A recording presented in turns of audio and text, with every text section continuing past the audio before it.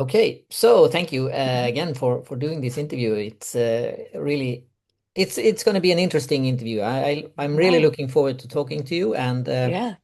I want to say that this book that you have written it's a fantastic book, and Oh, thank you. yeah, and I have to confess that I didn't know that I missed it as much as I actually did before I read it. So. Oh, that is such a big compliment. Thank you. I really appreciate it. Yeah, I'll get back to why and everything that like that. But could you give me some background first? Like, how hmm did this happen, and why hmm did you write this book? Yeah, absolutely. So I'm a Shakespeare professor, and I've been a Shakespeare professor for over 30 years. But in 2017, the position of the Stephen E. King Chair in Literature was established at the University of Maine. I was at the time teaching at Boston College. I was on the faculty there. But when I saw this position come up, I've always loved Stephen King.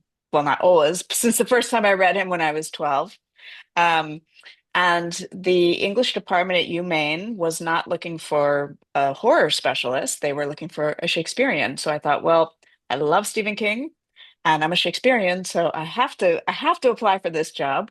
Um, and I should be clear that the chair was endowed by the Harold Alfond Foundation, so was not endowed by the Kings, by Stephen or Tabitha or both. But they are both our most famous alums. So it was named in his honor. And I was 4 years into that job before I heard from Steve at all. I thought I would never hear from him. I was told that he had nothing to do with this and I shouldn't initiate any contact. And, I was perfectly happy doing this job. It's a fantastic position that gives me a fund to support the public humanities, so it allows me to do all kinds of really interesting work and continue as a Shakespearean. So that's a long way of saying I was in complete shock when 4 years into the job I got a phone call at home saying, "Hi, it's Steve King," and I was seeing that you got a similar call and you had a similar shocking Yeah, reaction. yes, It's very flabbergasting when it happens it because is. Yes, right. I mean, at least you were expecting your call. I was not yeah, expecting mine. So when he called me and he said, "I think it's time we meet," I was, of course, thrilled, extremely nervous. Um, but I invited him to come to campus to speak with our students about on writing and Lisi's story, which he was at that time working on. I mean, not the novel, but the adaptation, which I believe was on Apple. yeah, yeah, Yeah. Um, and he agreed to come 2 days in a row, which I just found stunning because here's this man who's yeah, got a lot of big fish to fry. He's a busy person. But he came to campus. He had spent obviously many formative years in the very department where I was, in the very building. So it was such a thrill to be able to bring him. I don't think he'd been in that building maybe since he had graduated. He had been to campus, but not true. He had 1 year in 1978. I know you know all this. yeah. Like I'm talking to the expert, but for the people listening who might not know this, he spent 1 year in 1978 teaching on the English faculty at the University of Maine. So he did tour me around. He said, "Oh, that's where my office was," and so it was this magical 2 days, and seeing him speak with the students and just their eyes lit up, they were so excited to Yeah. see, because a lot of them see themselves in him, right? They would love to be a Maine kid who does well, who becomes a famous writer, right? Yeah, A yeah, lot of them want that same story for themselves. And he yeah, was so generous and kind with them. It put me really at ease. So it was the start of a really great working relationship with him. And I felt like I knew that they had just collected, he and Tabitha had just collected as many of the manuscripts as they had, and attached them to the back of their iconic Bangor home, which I'm assuming you've been to or seen, or, yeah. that's I've been outside. Yeah, it's never so inside, famous. but I yeah, mean, it was yeah, I mean, so I knew they had just collected all of those materials, and I had a sabbatical year coming up, and I thought I could write a book about Shakespeare. I've done it before, but I really want to figure out. I would love access to those manuscripts, those early drafts of the the books from the 1970s that I read in the 1970s as a teenager.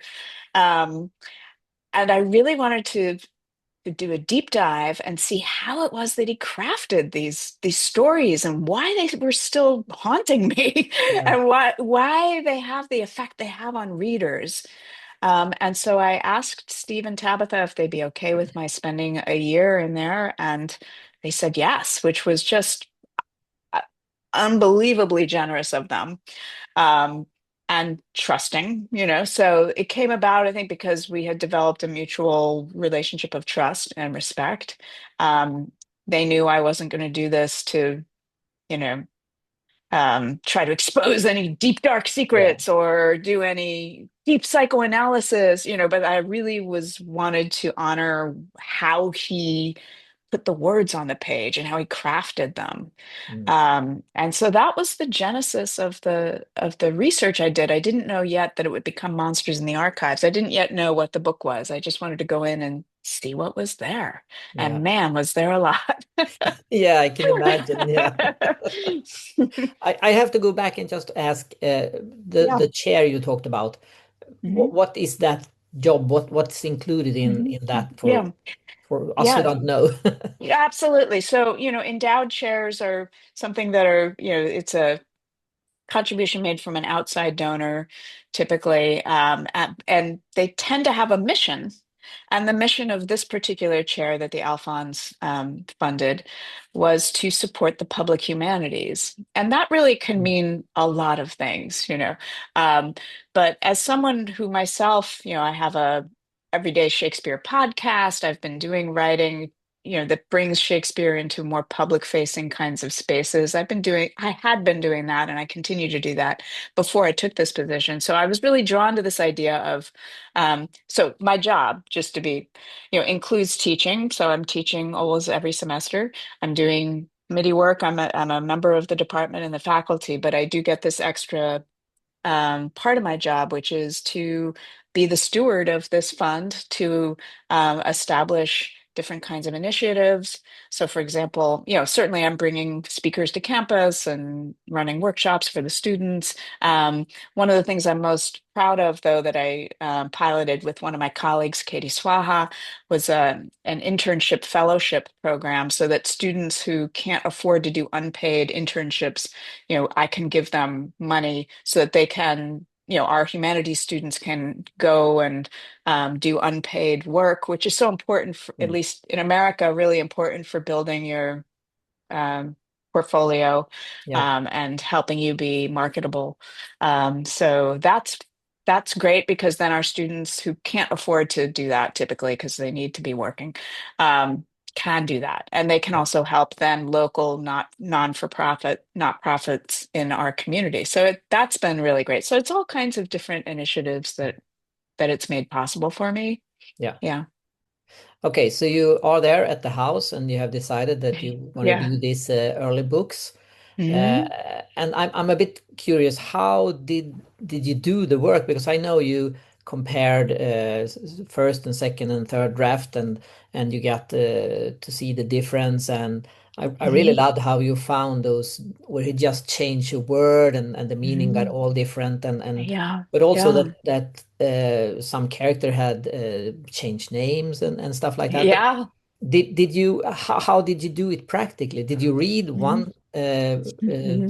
draft first and then a second and then a Hmm. third, or how did you? You know, it really depended on what I was trying to explore. So day one, I went in, you know, I knew I wanted to do the five works that I cover in the book because they were the five that I had read when I was young and really had scared me. So that's Carrie, Pet Cemetery, The Shining, Night Shift, and um, Salem's Lot. Um, so I went in day one and I thought, well, I'm going to start with Pet Cemetery. And I talk about that in the first chapter. Like I had a very creepy like feeling that I was supposed to be starting with Pet Cemetery. And I'm driving along the same road to get to his house. That's the very road that Lewis Creed family is living on and that I drive on to go to work and that Steve and Tabitha were living on when he wrote Pet Sematary. So I was like, okay, this is clearly where I'm supposed to start. And in that case, I really just I asked Julie, who was in charge of stewarding all the manuscripts in the archive. I said, well, what do you have for Pet Cemetery? And she said, well, Yeah. we've got three drafts. I thought, oh my gosh. I said, so she brought them out and I just started looking at them and what was really striking to me, I decided in that case to start with the second to last version because it had all these incredible sticky notes on Mm. it from the copy editor to Steve with Steve's handwritten responses. I thought, well, that's just cool. I'm just going to start there because it just looks really interesting. Yeah. Um, and that's when I discovered how much attention he was paying to word sounds because in a lot of his responses to the copy editor would circle certain words and say, is this the word you really meant? Or this seems like a strange word. And Steve would say, no, that's the word I meant. Mm. Say it out loud, you'll see. That was Yeah. one of his responses to a particular change that the copy editor was trying to make to the way Rachel and Lewis are having a fight. And Rachel says, you're shouting. Yeah. And he had written it SHUH hyphen UH sh sh right with the UH sound, Yeah. and Yeah. the copy editor whited out the UH, so it was and Steve wrote, "Say it out loud, you'll see." No, it's shouting. Yeah. And he was right. And I thought, this is fascinating. Like, well, he's so attentive to word sounds.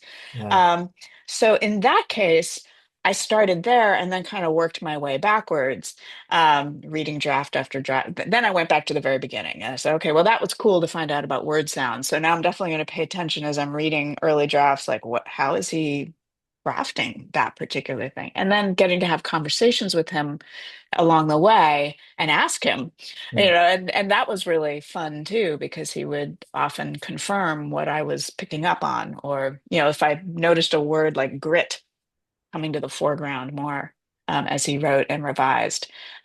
We had a great conversation about that, like why the word grit, Yeah. um, so it was really like just an incredible process. It was so fun and scary.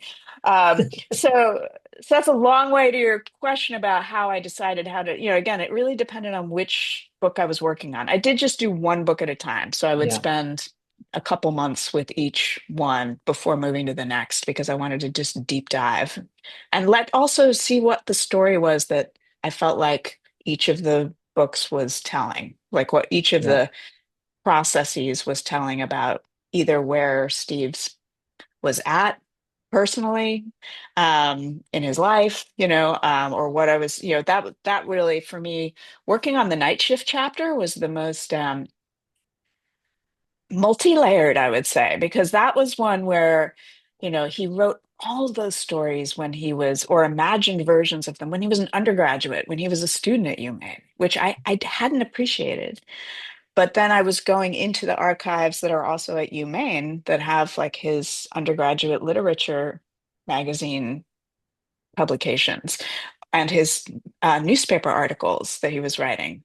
Um, and that one really became a story about him as a more of a 360, like who was he as a young man figuring out what he believed in, Yeah. losing his ideals, gaining new ideals, becoming an anti-war protester, and how that was impacting the stories I saw him writing. Yeah. That was a real like an onion, that one, like peeling back the layers, just to see what was the story that I felt like Night Shift as a whole was telling about Yeah. him. Did he remember much about why he changed name and stuff? I mean, the some of the books are really old, so it wouldn't be surprising if he didn't Mhm. know all of these. But did he have Yeah. that when you asked him, or? Yeah, I mean, sometimes it was sort of a mix, sometimes, and I think it depended on what I'd be asking him about. So, something like Carrie, he's written a lot about and been interviewed a lot about. So Yeah.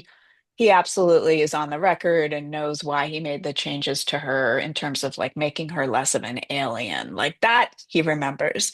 What he didn't remember was that he had originally set Carrie in Massachusetts. Mm. That was something I discovered when I read the early drafts. So I was like, this is a little weird because Carrie is the book that put him on the map and put Maine on the map, for a lot of people around the Yeah. world. Yeah. And I was like, I always thought of it as it was a Maine book, you know. But he imagined it originally as a Boston, Massachusetts book, which to me was just, and I was living in Boston before I moved to Maine, so I recognized everything he was talking about, like the fact that Ralph White dies in Framingham, Massachusetts, instead of in Chamberlain, Maine. Yeah. I lived right next to Framingham. I shopped at Filene's Basement, which got changed from Filene's Basement to oh, I forgot what it gets changed to in the book. It's a more of a New England, a more of a Maine store. But anyway, it was fascinating. So that he didn't remember, and that we had an interesting conversation about. Actually, I said because then he sort of cast his mind back. He was like, "Well, it's probably because Bill Thompson, my editor at the time, right, who because he was still, he needed to please his editor Yeah. at that Yeah. point because he hadn't had a publication yet of that size. Yeah. Um, he said, "Well, Bill Thompson probably said to me, you're a Maine kid. You should put this in Maine, But who knows? That's what he's surmising. But Yeah. Yeah. yeah, but other times, absolutely, he remembers everything about the changes he made. Like some of the things I would show him, like a margin note. For example, in Pet Cemetery, I talk about that margin note about the grave liner, where he adds a concrete grave liner. That he remembered. He remembered that. That's pretty amazing after so many books to Uh, remember all those he details. has an incredible memory. Yeah, Yeah. yeah. How involved was he? How much did you talk to him about this book, and how Mhm. much input did he Mhm. have? So no input. He's such a generous. He's so well known for this that he's so generous to writers. Now all through this process, he never said you can't say that or you should change that to this. He was very hands off. If I had questions, he would answer them, but he never tried to control anything about what I was doing with this. I mean, obviously, he read the final version just to make sure there was nothing that was slanderous or anything. But nothing in my interpretations, it was very much my book. Like he let me write my book. Um, and then again, if I had a question, he would, or, if we had conversations, he was very generous with answering my questions. But again, never trying to direct what it was, at all. Yeah. Yeah. What a luxury to have him answering questions. I mean, we all have a lot of Yeah. questions, but you really Yeah. had to Yeah. answer them Yeah. from And yourself. sometimes he didn't want to answer things and that was fine, Yeah. or Yeah. he'd sort of skirt it and then I'd have to come back at it another way a few months later, if I really Yeah. like the Wizard of Oz thing. I was like, come on, what's the deal with the Wizard of Oz? Yeah. Yeah. And the first time around he was like, he just avoided it. This next time he gave me more of an answer. So Yeah. Do you know if it's common that authors save their manuscripts like this, or is it something that Steve just do? Or I mean, I that's a great question. I don't know. And I think obviously now that everything is on computers, it's so easy to save drafts, yeah, but yeah, you're not going to have a same record typically of the real micro changes, right? yeah, Um, so I would say now probably there's people are just saving their drafts because they can it really easily. But again, it's a very different kind of process that's being recorded yeah. for You probably legacy's just have sake. the drafts, but maybe not the comments and everything like that because that's separate and That's not separate, written or in. maybe Yeah, it's in a Google Doc with I mean, maybe there are other ways it's being preserved, but Um, yeah, I mean, we're just so lucky. I mean, there are things that are missing, yeah, I mean, yeah, because he's Stephen King, and I think because the manuscripts weren't in that climate controlled safe space until just 4 years ago, yeah, they were unfortunately, I think people were stealing pages yeah, or, so there are parts that are incomplete.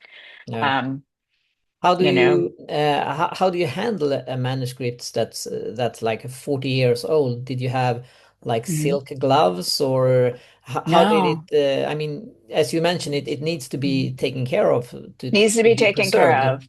I Yes. guess you couldn't take it home and have a cup of coffee at the same time, No, anything and like the good that. news about the archive, like as someone who works, I'm a Shakespearean, so I deal with old manuscripts. I wish I could deal with Shakespeare manuscripts. They don't exist, but I would, I'm certainly familiar with working with very old, 16th, 15th century pages. I've worked in old libraries or libraries that have those kinds of manuscripts. And what's interesting is you're actually not supposed to wear gloves.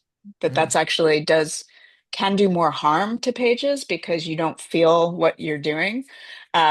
So you're actually not supposed to wear gloves. Okay, But it's the just good in the news, movies. no, I know, just in the movies. But the good news about the archive is that the rules are very clear. Like you cannot bring any food or drink in there. You can't take pictures. Yeah, you can only really have one manuscript at a time out. They've since, that's a rule in place. Um, so at the same time, it was still a little scary holding it. I was like, Yeah, I was very reverent to these pages. And some of them are kind of delicate, because they are old. yeah, So but that's just the good news about the archives is that they are very much, I feel like these pages are protected in a way that they weren't before. yeah. Yeah. But you could bring a computer and write your notes, I could or bring did you my have? laptop. Yeah, Yes, I I could mean, bring you my didn't laptop. have to remember everything until you get home at night. No, that would No. have been, I mean, as you know, each of these manuscripts, each of his books are, some Yeah, of them are yeah, 1,000 pages long, so I yeah, was reading a lot.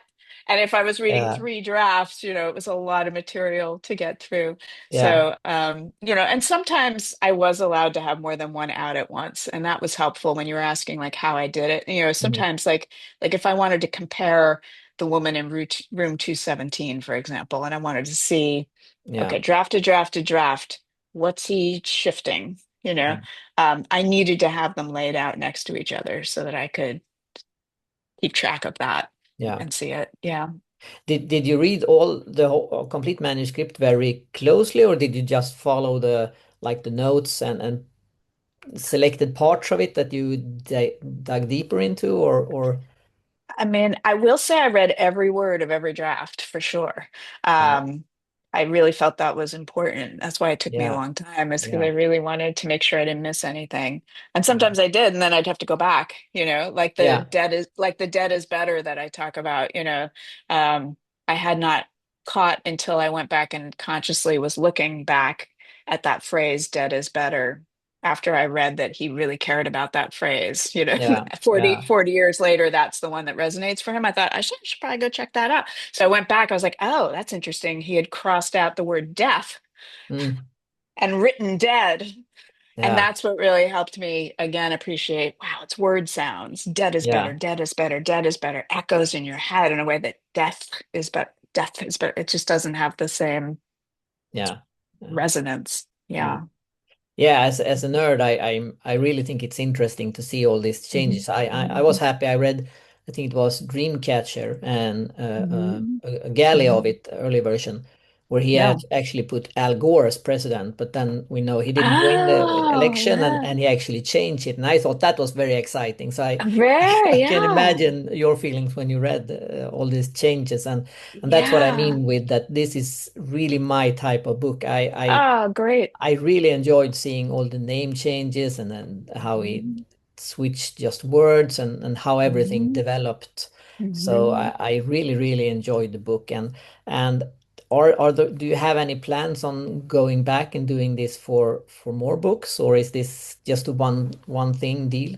I mean, never say never. We'll see, I mean, I could definitely I mean, it was an all-consuming Yeah, year. yeah. Um, I would definitely welcome the opportunity to go back in there.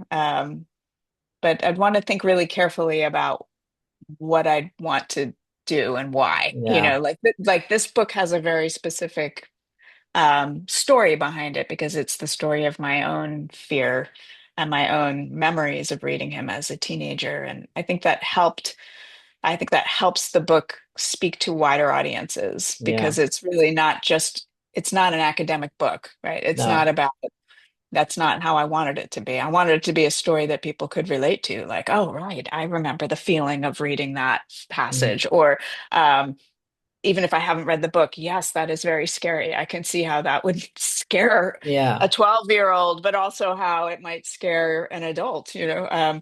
So that was a through line that was really important for me, and a part of how I wrote it that was very important to me. So if I did do another book like this, I would want to make sure I had a good story to go with it. Yeah. Um, Yeah, I imagine it would be hard to pick which book you you should Push, dive. yeah, I know. I mean, I didn't include The Stand in this one because I Yeah. honestly, even though that had a huge impact on me when I was a teenager, in part because there's just so much. I had to at Yeah. some point say, I can't also do The Stand.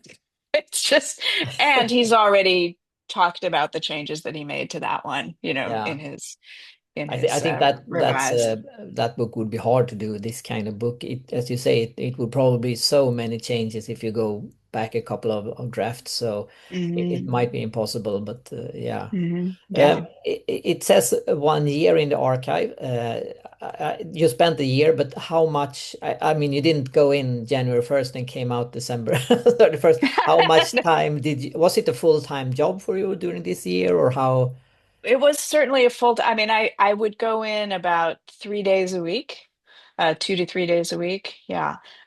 For 8 hours at a Mm. time and pretty consistently from, it was more like September to June, like a school year. Yeah, yeah, Um, and and a little bit in the summer. And then I would go back past the year, you know, I would go in just to double check things as I was writing the book because I needed to write the book. yeah, Right. yeah, So it was a year of being in there and then a year of sort of what is this book, you know?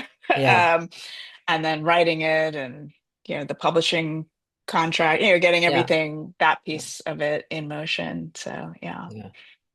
Yeah, it's as I said, it's a wonderful book, and I really enjoyed reading it. And Thank you. I personally hope that you will go in maybe one or maybe two times more and Yeah. do follow-up books. I know I would love to read it, but I Yeah. would like to thank you so much for taking the time to talking to me. It Oh, was well, thank really you. a joy to hear how you did this, and I'm Oh, so impressed with oh, both the fact that you did it and the fact that the book is what it is. So yeah. oh, thank you. I so appreciate that. And congratulations on 30 years, which Oh, is thank what an you. accomplishment.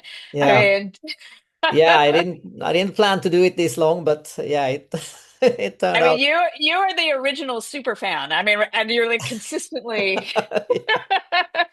you know, it's impressive, very Yeah, impressive. So thank thank you. you. Thank you Thank for you. having me. Yeah. Thank you so much.